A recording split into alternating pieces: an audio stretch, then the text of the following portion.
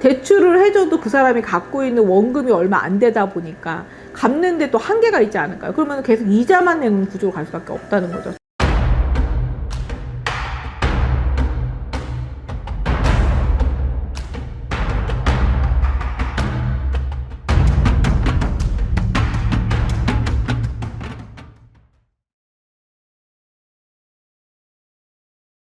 안녕하세요. 안녕하세요, 만사입니다. 오늘도 촬영 시간 만들어서 감사합니다. 감사합니다. 또 최근 정부에서 실거주자를 좀 보호하고 또 투기 초고가 비거주자 보유의 세액 부담을 좀 강화한다는 또 부동산 세제 개편안이 좀 발행이 되었어요, 사실. 네. 선생님께서 좀 보셨을 때 앞으로 좀 부동산 세제 좀 어떻게 보실까요?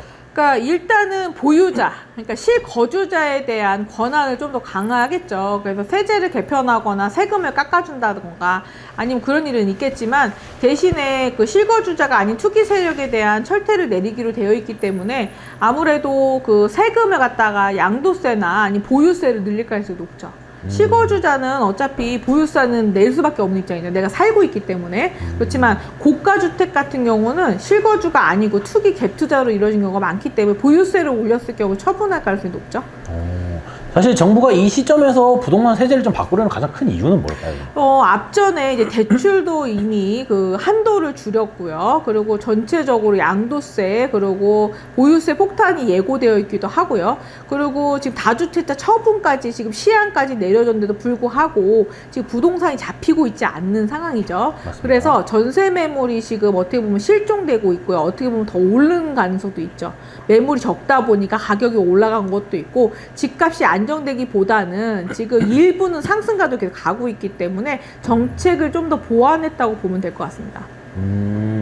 사실 이 실거주자 여부는 좀 어떻게 판단하는 게 좋을까요? 지금 일단은 그 국가 그 통계청에서 지금 실시하고 있는 것이 실제 거주하고 있는지 아닌지를 지금 조사가 들어갔을 겁니다. 그래서 거주지에 누가 살고 있는지에 대한 통계 조사가 일단 들어갈 것 같고요. 실거주자가 되는지 안 되는지 전부 다 파악하는 거 솔직히 불가능합니다, 사실은. 맞습니다. 그렇긴 하지만 어느 정도 그러니까 주택이 여러 개 존재했을 때 실거주가 아닌지 긴지는 어느 정도 판단은 가능하긴 합니다. 그렇지만 이것이 등기상에 그 주소지라든가 아니면은 투자로 인해서 어느 정도 분리가 되어 있는지에 대한 표준안이 이미 마련된 것으로 알고 있습니다. 네. 그럼 이번 세제 개편을 통해서 대한민국의 부동산 시장이는 얼마나 좀 크게 달라질까요?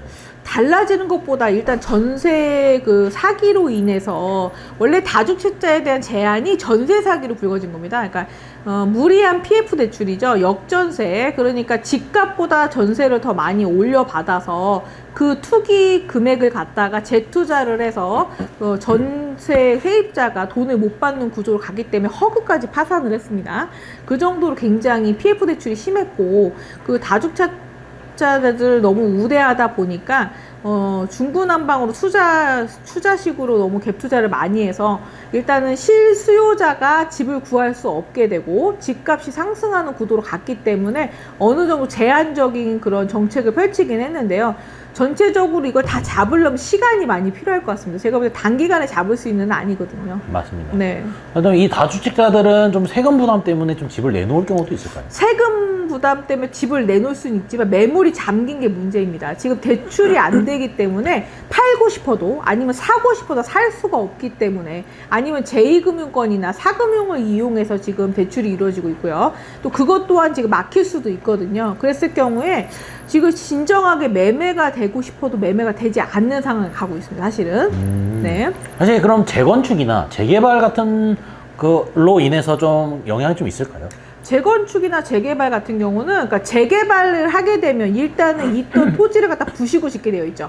그러면 공급량이 줄어들 수밖에 없는 거죠. 그러니까 만약에 100호의 집이 있는데 거기를 갖다 재건축을 하게 돼 100호를 부셔버리는 경우가 돼버리죠. 그러면 새로 짓게 되는 거기 때문에 100호에 대한 집이 없어지는 효과가 있습니다. 그래서 오히려 공급량이 줄어들게 되죠. 그래서 지금 재건축을 만약에 지금 뭐 활성화시킨다 그러면은 공급량이 더 줄어들 수밖에 없습니다, 사실은. 네. 그래서 부작용이 좀 큽니다, 사실은. 그래서 재건축을 지금 진행하기보다는 원래는 신규 미분양 아파트를 분양을 시키거나 아니면 미분양을 갖다가 지금 어떻게 보면 공급하는 쪽으로 가야 되는데 그걸 갖다 건설사에 잠궈서 안 내놓았을 경우에는 공급 부족이 지금 가중될 수 있죠. 사실 이 수도권 지역이나 지방에서도 좀 괜찮은 쪽만 조금 아무래도 좀 집값이 많이 올라가고 있는 그렇죠. 추세인데요. 아무래도 그 물류 중심지나 아니면 산업 중심지 아니면은 그 산업센터가 밀집되어 있는 곳이 아무래도 부동산 값이 오르겠죠. 그렇다면 그 이외의 곳들은 좀 어떻게 될까요?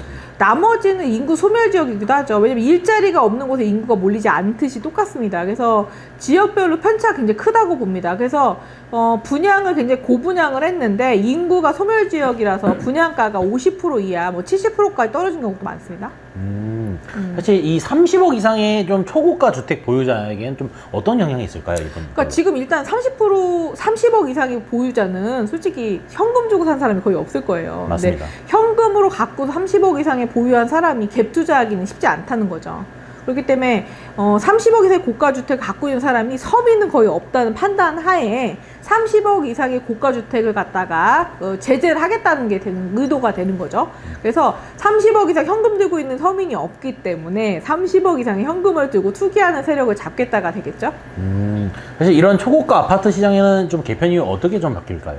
글쎄요, 바뀌는 것보다 있는 사람은 계속 보유를 하겠죠. 왜냐하면 굳이 지금 처분을 해서 현금화 하기에는 그걸 갖다 매도할 수 있는 아니면 매수자가 없지 않을까요? 30억짜리 고주택을 누가 살 사람이 있을까요? 없을 것 같습니다. 그러니까 매수할 사람이 없기 때문에 아무래도 제 매물이 잠기거나 아니면 세금을 낼 수 있는 대상이 될 수도 있겠죠.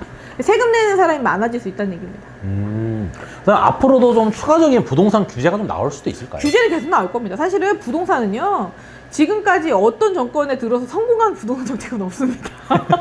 그렇기 때문에 눈 가리고 아웅이 될 수도 있고요. 근원적인 것을 차단하려면 일단 대출이 다 막히게 되면 실수요자만 사게 될 거고요. 그렇다고 해서 서민들한테 이미 올라간 부동산을 갖다 사게끔 하려면 대출을 일부 안 해줄 수도 없는 형국입니다. 그러니까 진퇴양난이죠, 사실은. 그래서 전체적인 구도로 봤을 때 허위 매물이라는 것 자체를 단속을 해야 되고요. 등기가 일단은 표시되는 것에 대한 갭 차이도 없어야 되고요. 사기 매물에 대한 어느 정도 정부 차원의 관여가 있어야 되고요.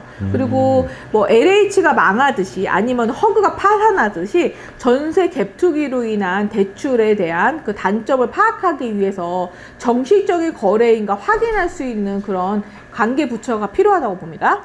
사실 이 영상을 보시는 분들은 아마 궁금해하실 부분일 것 같은데요. 이 무주택자분들은 좀 언제 움직이는 것이 가장 좀 괜찮을까요? 그러니까 무주택자는 지금 문제가 뭐냐면 주택 가격이 너무 높은데 무주택자가 대출을 완전히 해준다고 해도 빚이 너무 어마어마하잖아요. 그러니까 무주택자라고 하면 연봉이 얼마나 되길래 그렇게 많이 대출을 해줄까요? 그건 좀 잠깐 잘못됐다고 봅니다.